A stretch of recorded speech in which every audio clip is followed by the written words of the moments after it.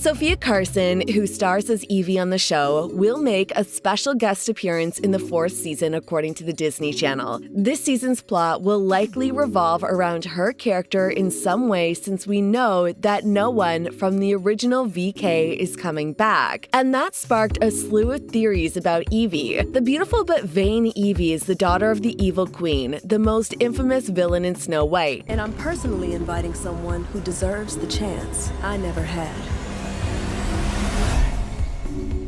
Princess Red. Eevee had an unusual childhood, having been born and raised on the Isle of Lost among other villains and their offspring. She was very different from her mother, though, in that she had little desire to be a villain. Her main objective upon entering Ordon Prep with Jay, Mal, and Carlos appears to be stealing the fairy godmother's wand. Beneath her exterior, though, is a yearning for a typical teenage existence, unencumbered by her mother's demands. Eevee's values and beliefs are significantly shaped by the Evil Queen. Eevee becomes obsessed with the notion that having a beautiful appearance and finding a prince to marry are the keys to happiness due to her mother's enlightenment. Eevee is made to conform to the ideal of the housewife by the Evil Queen, who makes sure she is excellent at cooking, cleaning, and sewing. Eevee's mother's fixation on control and outward beauty creates in her need for approval and validation. One significant question is left unanswered as Eevee's journey is depicted on screen. Who is Eevee's father exactly? For the duration of the Descendants movies, nobody knows who Eevee's father is. Several theories could explain this mystery and may have been conjectured by fans. One theory is that Eevee's father is King Leopold, the father of Snow White and the ex-husband of the Evil Queen. The Evil Queen was shown to have perished in the original Snow White story, but in the Descendants universe, it's possible that she was exiled to the Isle of Lost while carrying Eevee.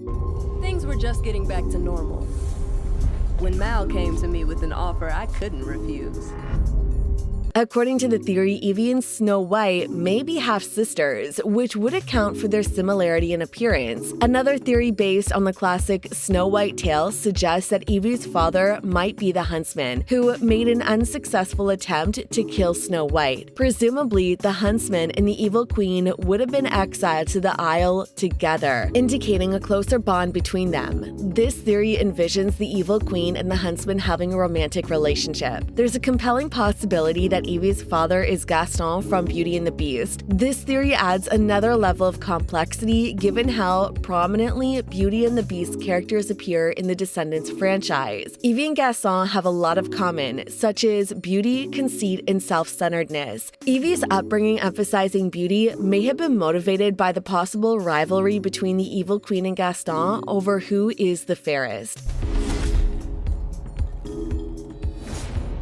Another theory proposes that Eevee and Mal may be half-sisters, inspired by the discovery that Hades, the god of the underworld, is Mal's father. They have a strong sisterly bond, uncommon blue hair, and comparable abilities. According to this theory, Eevee is the product of the union between the Evil Queen and Hades, who may have had a romantic past. Extending the notion of the sibling bond between Mal and Eevee, some conjecture that Hades might be the parent of the additional children. Hades has a son named Hades in the Descendants novels, and he looks a lot like Eevee. Hades and Eevee may be similar in that they have the same father. Moreover, Maleficent's discovery of Eevee and Mal's common ancestry may have contributed to the hostile relationship between her and the Evil Queen. The Descendants franchise has not formally revealed who Eevee's father is, even though these theories raise curiosity and conjecture. Eevee's quest to discover her real identity is sure to be remarkable as her character, whether it involves tracking her family tree back to Snow White's father, delving into the Evil Queen's untold love stories, or even pondering potential sibling ties. The next installment in the Descendants saga will be eagerly anticipated by fans who want to learn more about Eevee's past and the amazing world she lives in until the truth is revealed. Like its predecessors, the 4th movie takes place in Ordon and on the Isle of Lost. However, it delves a little deeper into the Wonderland. Thus, in this film, the world of Alice in Wonderland is introduced to the universe of the Descendants. According to the movie synopsis, Red will cooperate with Chloe, the daughter of King Charming and Cinderella, to avert a disaster. The two will try to travel back in time and reverse the terrible events that made Red's mother a villain by using the Mad Hatter's son pocket watch.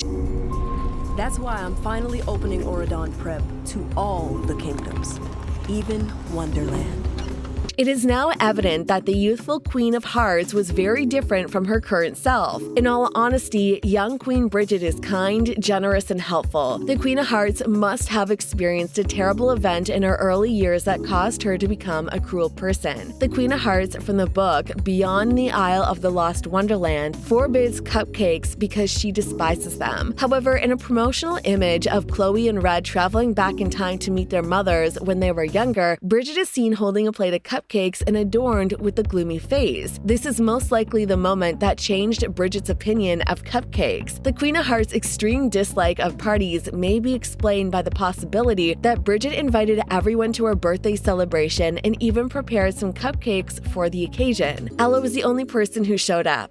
This novel suggests that the Queen of Hearts had good reason to outlaw certain items in Wonderland. Something that happened to her as a child turned her from a vivacious young woman into a cruel one. There is a theory that two Descendants universe exists, the worlds of Red and Chloe and the trilogies Mal, Eevee, Jay, and Carlos both have parallel histories wherein all the events involving Mal, Eevee, Jay, and Carlos took place, but with some notable exceptions. For example, the existence of the Kingdom of Auradon prior to Belle and Beast's marriage, the fact that the heroes and villains attended the same high school as teenagers, or the fact that Cinderellas are not the same. That could account for variations between the Wicked World series and the films. The Wicked World universe may be Red and Chloe's universe or a third one. In her universe, Chloe might be the only child Cinderella had, while in Chad's universe, Chad is the only child Cinderella had. Chad and Chloe Charming are indeed the offspring of Cinderella and Prince Charming, but I don't believe that means they are siblings. Rather, I believe that they are the offspring of separate Cinderella stories.